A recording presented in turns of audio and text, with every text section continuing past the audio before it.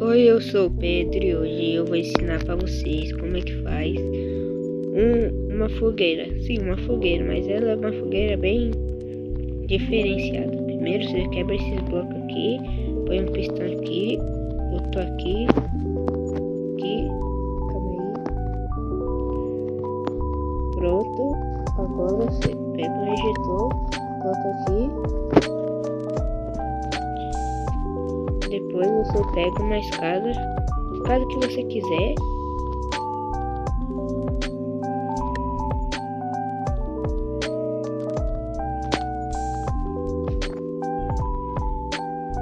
Meu Deus, não sai a escada.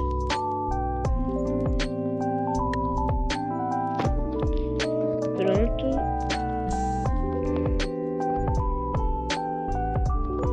Coloca uns vidros. Pronto, agora vamos para a parte de trás. Coloca os blocos aqui, ó, que tá faltando, que você quebrou. Quebra os de cima agora. Depois você coloca uns blocos aqui, ó.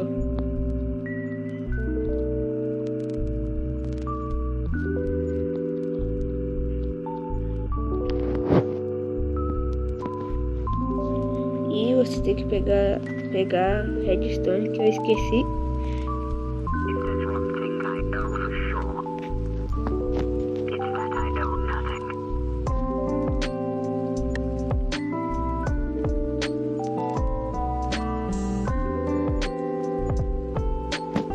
Coloca a redstone agora.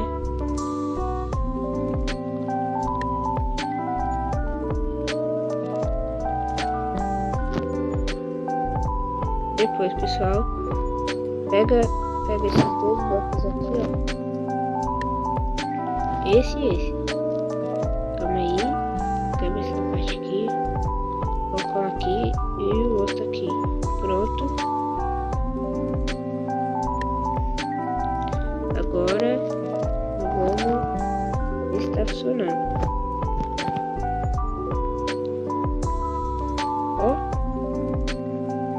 Fecha agora. Legal, né? Agora, por favor, se inscreve.